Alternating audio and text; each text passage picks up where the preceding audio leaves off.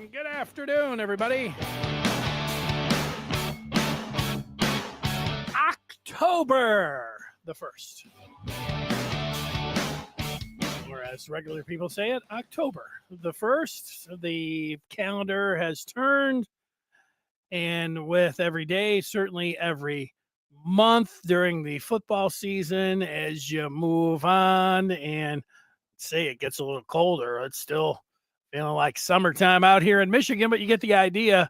The games get bigger and bigger and bigger, and that's where we are at. If you're somebody who likes sports, I think you're going to like today's podcast. And if you like Michigan, I'm going to say you're really going to like it. Yesterday, the basketball team, Dusty May and company, had their media day. All the players and the coaches assembled, and the media was able to speak with them. I was there, and I'll tell you what I saw and who I talked to.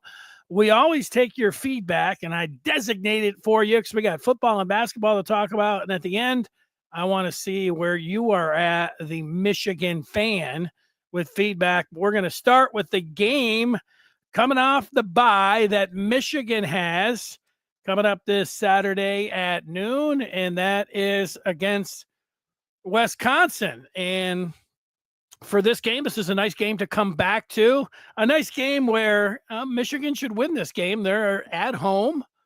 They're a 16.5-point favorite, so get the victory. I don't think anybody around here is going to pick against them. You get that the big noon game, whatever you think of that. But if you're sitting at home, you get Gus and Joel and the All-American girl on the sideline. And you look at this Wisconsin team. They went down to Alabama and got worked over pretty good, 38-14. And then the surprising one was starting off conference play for Luke Fickell's club when they were at home, and they lost by 17 points to Maryland. I don't say complete shocker, but definitely a surprise. And when you look at the statistics, and we are only 4 games in, I know 5 games into the season, but 4 games. But you do start taking a look at some of the stats. Do I think this is the stingiest rush defense ever? I don't think so. But as they sit right now, they have done a good job. They held Alabama under 100 yards rushing and 50 yards allowed on the ground through their 4 games, and that puts them number 1 in the country. So I don't know if they were, Michigan's number 10 against the run. If Wisconsin was 7 or something, I don't know if you talk about it that much, but 1 is, you can't do any better than that.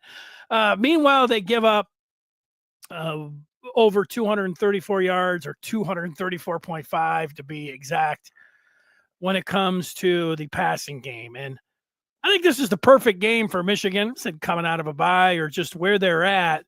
As the focus, I mean, you can ask any Michigan fan, and the focus right now is that they need to hang on to the ball better with their pass catchers, and they've had a bye week, and now the way, at least on paper, as we're looking at it, I'm looking at it, is that this should be a game where Bryce Underwood is able to complement the running game with a passing game, and maybe even featuring the passing game. It's always especially I'd say always with Michigan, but really post-pandemic with Michigan, since they've went to ground and pound, we all fight with one another when you start talking about, the passing game, ground game, like they work against each other. No, they're supposed to complement each other, especially when you have the real deal under center, and Michigan has one of those who are worth their weight in gold if you get one, and a top tier quarterback. And hell, I don't know, even regardless of class, I don't know how many quarterbacks in the country, if you said, go ahead, you can have anybody, that you'd say, there wouldn't be anybody if you were talking about for over the next 3 years. But even this year, I don't know how many guys you're saying, oh, I'd trade him for Dante Moore right now.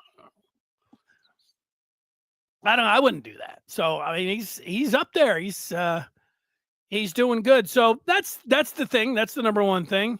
Let's not have any moaning and groaning from the fans. Let's not have any drop passes. I mean, I would say, no, there's going to be some moaning and groaning if there's drop passes. Let's not have any drop passes, and there won't be any moaning and groaning. So that's my focus, is the Michigan passing game marrying up with the run game, because I don't think that you go in, if you're Chip Lindsey, and said, oh boy, we're not going to run the ball at all because there's just going to be a brick wall. No, Nebraska was up there pretty high when they played them in terms of rush defense, and they ran all over them. So, again, early in the year, Michigan's still going to, play their game that way. It's just our focus, and rightfully so. Everyone's focus will be on the wideouts. Now, if that's become tedious to you, you hear it. Everybody that you listen to or watch talks about Michigan and the 11 drops, and how both Goodwin and Morgan both have 4, and let's see Marsh, and let's see Browder, because that's Sharon was asked about the bye week and the younger players, and he mentioned them. So you're thinking, oh, those guys will be out there. Maybe they will. Maybe since Monday, and when they practice, those guys, have dropped some. So who knows who's actually going to be out there? But I think the focus, and rightfully so, is on these wideouts, because the focus after the Oklahoma game, was that Michigan just didn't have an offensive line. They didn't have very good play calling from their coordinator. They didn't have very good offensive line. They didn't have a freshman quarterback played like that. And this thing was going nowhere. Well, things have changed. They go on the road and beat Nebraska. Nobody's bad-mouthing a Chip Lindsey, not that I've seen, after that game. If there's been any bad-mouthing, I don't even know if that's the right way to say it. If there's been any, and in the bye week, you kind of obsess over or anything. The one blown coverage at Nebraska when they were out there early on, and you saw the guy running free, and you're like, what the hell's going on? Wink. That was because he's too confusing, or he's blitzing too much. I don't know. You blow a coverage, you got to deal with that. You got to deal with that if you're Sharon. You got to deal with it if you're Wink. You got to deal with it all the way if you're Lamar Morgan. All the way through the coaches. But that's it. There's nothing really to get hung up on. But I think if you are going to get hung up and you're going to focus on some of these things, like now the drops, and maybe the secondary, specifically the corners, is that if you take a step back and look at this team, and if the offensive line has come together, and if they found someone, I say blessing in disguise with an injury in Garnera. Maybe he's a redshirt freshman that's going to be over there for a couple years now as an interior offensive lineman. I don't know, I think everyone would feel better about the O-line. And now you look across college football when you watch it, and just like with Underwood, are you sitting around saying, Michigan can't, they wouldn't even be able to step on the field with a team like Ohio State or Oregon? Ohio State, it's funny saying them, because of course nobody, after what has gone down, and that one's special. So maybe just take that one out. But Oregon, if Michigan somehow got to play Oregon in the Big Ten championship game, or Indiana, I don't know how many people will be shaking in their boots thinking, it's just, they're outclassed. I think that with Underwood and with Haynes and the offensive line coming around, and knowing that the tight ends, that Klein was injured, and same thing with Hansen and getting them back, that that maybe this offense is, one that can get U of M to the postseason and beyond. That's not crazy talk as I sit here right now. I know a lot of people will maybe say tap the brakes on that. When are you not going to tap the brakes? I think you tap the brakes in the off season. If you're talking about Michigan will make the playoffs and then they'll be a dangerous team once they get into the playoffs, you might want to maybe then. But now that you've watched them, I think you feel pretty good about what I just said on offense, and then you flip it over. And the front seven on defense, that looks like championship defense, front seven. So then you're looking at that back four. And the safeties getting Rod Moore back. The corners at some point, Zeke Berry, maybe not this week. You're getting a lot of the young guys sprinkled in there. That's going to be a thing to watch this Saturday. The freshman corners, because you got Jaden Sanders, who has stepped in and played well.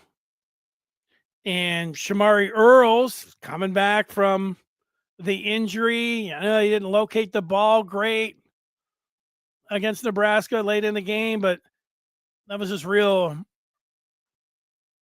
first time that we had seen him out there. So it's important how you go from that first playing time to the next time out there. Plus, it's a position of need. Even Dotson, who got lost or whatever it was when the wide receiver spec, he looks like he fell down. Whatever, you can't do too much of that, or you'll be over on the bench. But something else to watch there. But if those guys could come around, I think we're sitting around here talking about a team that can be one of the better teams in the country. There's not one team that you're sitting out there anywhere that you're like, oh man, it's clearly Texas's year. It's clearly Ohio State. It's clearly Oregon. I mean, clearly Oregon. That's it. So I think the is it a feel good meter or just how you're feeling about Michigan? I think you should feel pretty good. I feel better about Michigan's chances of not only making the postseason, but winning a game or two more than I did before the season for all the reasons that I've just said. So I guess you could be higher than me on Michigan. You could have been, before the season slamming your fist saying this thing's going to be great and there's no doubt. And then even if they lost against Oklahoma, you're just like, nope, that'll be great. They'll be fine. Okay. But, here they are. And I'm agreeing with you now for whatever that's worth. All right. We'll get to some of your feedback on football. Interested to hear what you have to say, where you're at with them. But yesterday, the media assembled down at the Chrysler Center, and Michigan had their media day. Dusty talked for a half hour. The assistants were down on the floor, the players, and then there was a practice, and you were able to watch those guys, get put through the paces a little bit. And this is a basketball team. Preseason stuff is what it is. But Michigan, if somebody would ask you, how does this team look? You'd say they look like they're a top 10 team preseason. Again, you don't like, I don't care about the prize. That's fine. I don't have to care about them. But they are a top 10 type team. And Dusty, one of the first things that he said is that his team's, they're not shying away from any expectations. So if you said, I think that, this team is a Final Four team, this team is a team that can win the Big Ten, this is a team, whatever. Dusty, I think, is embracing that because he knows he's got a stacked roster, a very deep, stacked roster. He loves his team. He said at one point, all of that pretty good when you're your coach, instead of saying, well, we'll see, preseason, we hadn't played anybody.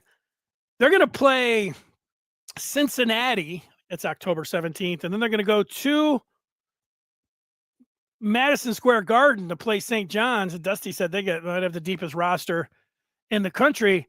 Those are two very good teams to play in the exhibition season. And so, and Dusty even said, he doesn't mind getting it if they're going to expose them or even losing, because, you find out where you're at. This is not playing, with all due respect to Wayne State. Have we seen this? Not playing Wayne State in an exhibition. This is one you get to watch as a fan, and they're, pretty good opponents. So I like that. And so if you're not shying away from expectations, I think about at one point, I would like to see, Michigan. Of course, you'd like to see them be number one at the end of the year. I'd like to see them be number one in the country. I'd like to see them win the Big Ten. I think talking about the Final Four, even if it's the preseason, if somebody says you think this team can make to the Final Four, yeah, they've got that kind of roster. I would like to see them sweep MSU. Purdue is the other team in the Big Ten, if it's not Michigan, or it's going to be Purdue in the preseason that has talked about winning the conference. And so, beat Purdue. Let's see that. So those are the things, if you're talking about expectations from me for U of M this year, it's exciting. And it looks pretty good. Now, down the lineup, some of the things, what jumped out with any of the players or the coaches.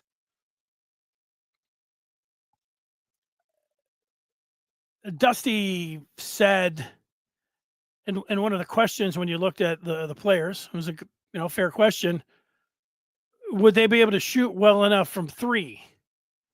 And Dusty seemed to have that same question in his own mind, but since you go back to mid-July or whatever, when they've been together, this group, he thinks they've shot better than even he thought. So that's good. And it's the same thing with the turnovers. He even mentioned how it cost them last year. We all know that. He feels better about that. Now that's, Elliot Cadeau had, more turnovers than Trey Donaldson, and he's expected to be Michigan's starting guard. He shot well, better than I think they expected from three.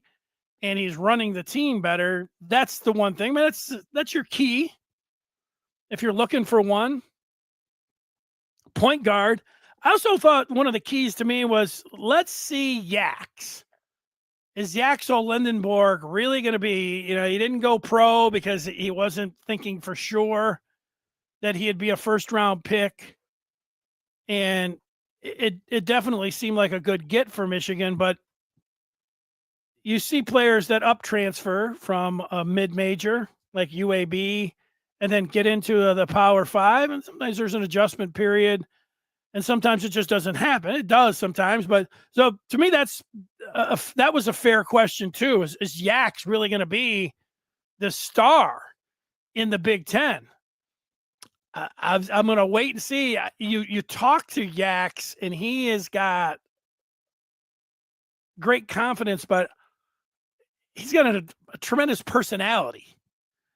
Carries himself. Any question, he carries himself like a star. Again, we're going to have to see it on the floor.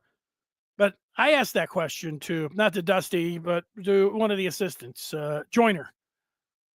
Oh yeah, he's going to be all right. He is going to be a star. Kaysen asked him. He is going to be a star. Don't worry about that part. No, he's the real deal. The players and coaches, and then Yaks himself. Yeah, we are going to have to see it. Just like we're going to have to see all of them.